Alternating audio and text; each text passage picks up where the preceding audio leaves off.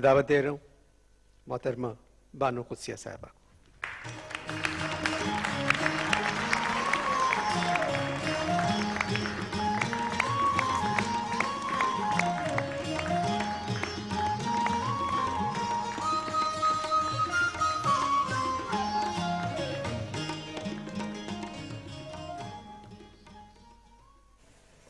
مجھے سمجھ نہیں اس وقت آ رہی کہ میں ذہنی طور پر، نفسیاتی طور پر اور قلبی طور پر یہاں موجود نہیں ہوں۔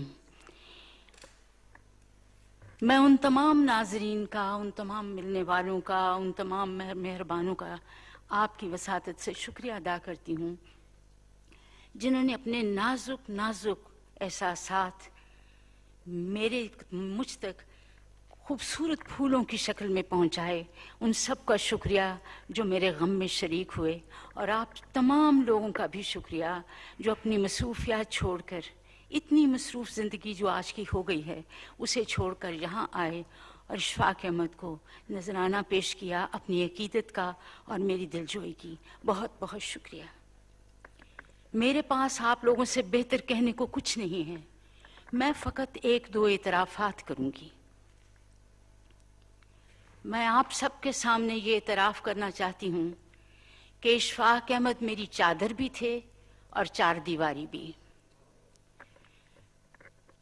اشفاق احمد نے مجھے لوگوں کے مابین ہمیشہ اس طرح رکھا جیسے وہ حجاب ہوں۔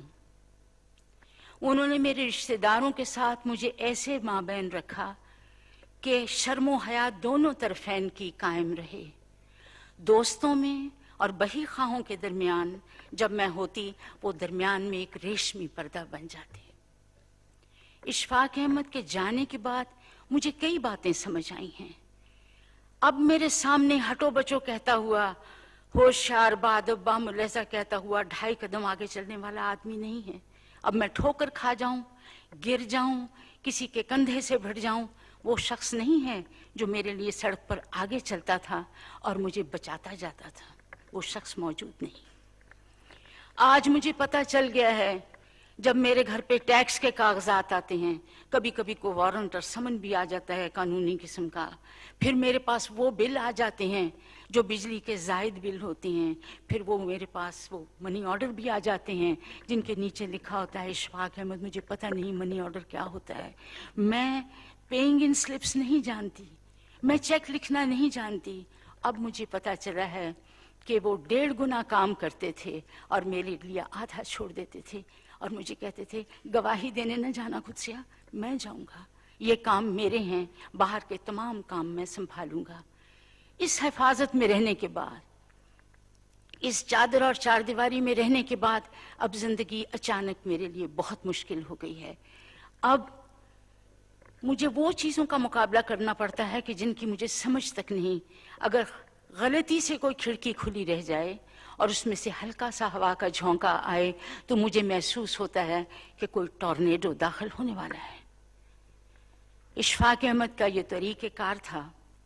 آپ یقین کیجئے، میرا خیال ہے کہ اشفاق احمد میں ایک خصوصیت تھی جس کا ان کو بھی احساس نہیں تھا، جو وہ بھی نہیں جانتے تھے، وہ ان کی موروثی اور پشتنی غیرت تھی۔ اشفاق احمد ایک غیرت مند آدمی تھا۔ وہ اپنے اور لوگوں کے درمیان بھی ایک حجاب رکھتا تھا، وہ رشتہ داروں کے درمیان اور اپنے درمیان بھی ایک حجاب رکھتا تھا، ایسا حجاب جو غیرت مند لوگ رکھتے ہیں۔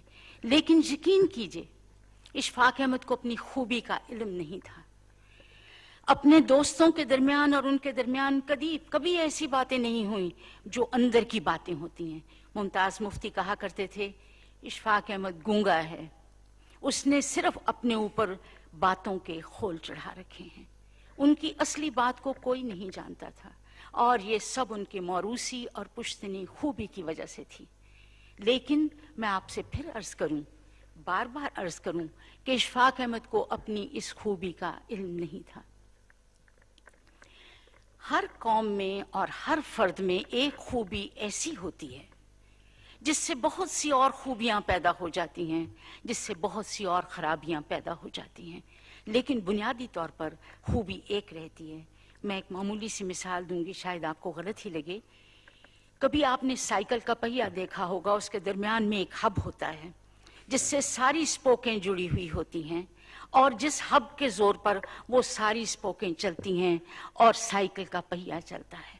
ایسے ہی فرد اور معاشرے میں ایک خوبی ایسی ہوتی ہے جس کی بنا پر وہ سارا معاشرہ اپنی خوبیوں کو، اپنی جانچ لیتا ہے۔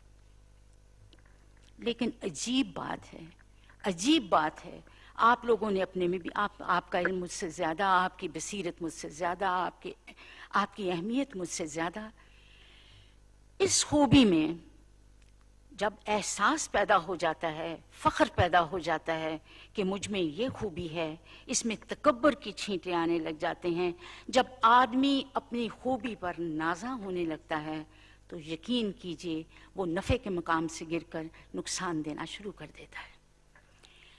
میں نے انہیں جب بھی دیکھا، اپنے لیے انہوں نے کبھی دستے سوال بلند نہیں کیے، نہ انہوں نے کسی مانگا، نہ انہوں نے کسی سے کہا مجھے یہ ضرورت ہے۔ میں نے ان کو بارہا دیکھا کہ ان پہ اتنی تکلیفیں آئیں، انہوں نے ٹیلی فون ملا کر اپنے پیارے بھانجے، اپنے پیارے بھتیجے، اپنے بیٹے تک کو نہیں بتایا کہ میرے سر پر یہ تکلیف ہے۔ لیکن اس کے ساتھ ہی اگر کبھی انہیں کوئی چھوٹی سی تکلیف کسی اور شخص کی ملی تو انہوں نے کاسہ گدائی اٹھا لیا اور باہر دفتروں کے باہر بیٹھے رہے کہ اس آدمی کا کام کرا دوں۔ لوگوں کا بھرم قائم کرنے کے لیے، ان کی عزت نفس رکھنے کے لیے انہوں نے سفارشیں کی، لوگوں کے گھر گئے، مانگا، بھیک مانگی، لیکن اپنے لیے انہوں نے دستے سوال کبھی بلند نہیں کیا۔ اگر آپ لوگوں نے غلطی سے کبھی سفر در سفر پڑھی ہو یا کبھی تلقین شاہ سنا ہو تو آپ جان جائیں گے کہ انہوں نے ہمیشہ اپنے آپ کو تختہ مشق بنایا، اپنے آپ کو مزاح کے مقام پر رکھا، اپنے آپ میں وہ برائیاں شامل کیں، لیکن کسی اور شخص کو اسکیپ گوٹ نہیں کیا، کسی اور آدمی کے کمر میں مکہ مار کر نہیں کیا تیری وجہ سے میری زندگی یوں ہوئی۔ بتائیے ایسے انسان کو کیا اپنی خوبی پر کبھی فخر ہو سکتا تھا؟ لیکن میں جانتی ہوں وہ بے حد غیرت مند آدمی تھا، اور اس میں ایک ہی خوبی تھی، وہ غیرت تھی، جو اس کا ماروثی اور پشتنی سبب تھا۔ یاد رکھیے، ایسے لوگ گلی گلی کہاں، ایسے لوگ ہر عہد میں اور ہر پود کی قسمت میں کہاں، اور مجھ جیسی بھاگوان عورت بھی کہاں جس کی چادر اور چار دیواری اس کا شوہر تھا۔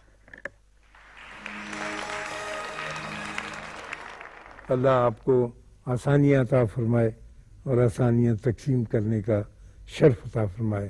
اللہ حافظ۔